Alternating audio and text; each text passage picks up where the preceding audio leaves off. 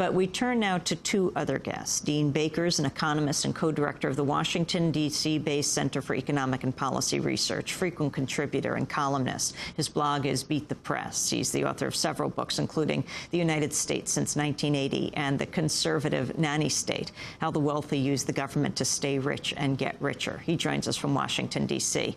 And we're joined by Robert Scheer in Los Angeles, California, veteran journalist, syndicated columnist at San Francisco Chronicle, editor of the political website Truthdig.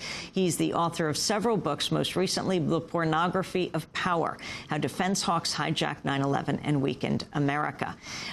Dean Baker, let's start with you. Explain the legislation that is being introduced. Well, essentially what the president's asked for is a $700 billion blank check. He wants Congress to hand over $700 billion to Henry Paulson to use to buy, bad, originally mortgage-backed securities. There's apparently an effort by the financial community to broaden that, but basically he would have a blank check to bail out Wall Street. And let me just make one point that everyone should be very, very clear on. This was not an accident in the sense that this is like a hurricane. This was a totally predictable event. So when President Bush or Henry Paulson say, we have to come to the rescue, it is because of their incompetence, because people who understood the economy, I'm putting myself among those, but there are others, we were warning about this a long, long time ago. This was a totally predictable event that brought us here. And Dean Baker, in terms of what it would cover, even the White House apparently keeps changing it. By late Saturday night, they were talking also about the possibility of bailing out foreign banks that had invested in instruments in the United States, as well as moving beyond just securities backed by home mortgage loans, but also to other types of debt as well. Absolutely, and this speaks to the nature of the bailout. The bailout should not be fun if it's constructed right. The way this should be constructed is if you're on the edge of bankruptcy, you come to the Treasury and you get the money, but guess what? You're selling your company. And you also have serious limits on CEO pay. You only get $2 million a year. How's that? Or maybe less. Some people have proposed less than that. But the bailout has to be punitive if it's serious. It shouldn't be a field day. We shouldn't have people lining up to get in that's telling us that this is not a serious bailout. So the idea that the administration proposing is that the people who were engaged in incredibly reckless behavior, who made out like bandits getting tens of millions of dollars in salary and compensation over the last few years, are now going to get this $700 billion blank check from the American taxpayer. It's just unbelievable. Robert Scheer, I'd like you to weigh in here. Actually, when hearing Henry Paulson questioned by George Stephanopoulos on ABC yesterday, the Treasury Secretary said, we don't want this to be punitive. We've got to basically save the country, he said. Well, in the clips you played, these people just lied through their teeth. I mean, Bush, who after all knows about the Commodity Futures Modernization Act, because we're going to have to, Robert, we're going to have to fix your sound. I'll put that question to Dean Baker while we correct that. Dean.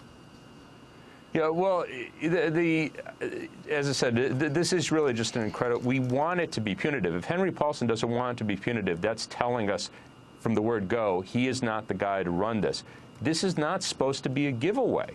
These are the richest people in the whole country. And if it's not punitive, what we're telling them is just, go out, run your banks in a reckless manner, because that's what they did. They wouldn't be here if they didn't run their banks in a reckless manner. Pay yourself 30, 40, 50 million a year in compensation. Then when you get in trouble, go running to the government, and we'll just hand you hundreds of billions of more. If this isn't punitive, if this isn't really painful for them to come to the government, then we've messed up with the bailout. They don't have to do it. Again, if your business is good, if you could get by without the bailout, wonderful. Don't come talk to us. You don't need the money. But if you're going to get a handout, it's going to be punitive. That's the way it's supposed to be. And what were some of the major mistakes or flaws in how these investment companies and banks dealt with this crisis back now? Because we've been knowing that this has been building in the heartland now for a couple of years. Well, we've been knowing it since 6 years. The basic story was we had a housing bubble, which Again, these people are supposed to be smart. They're paid tens of millions of dollars. They should have recognized the housing bubble. They should have recognized that house prices would fall as they have been.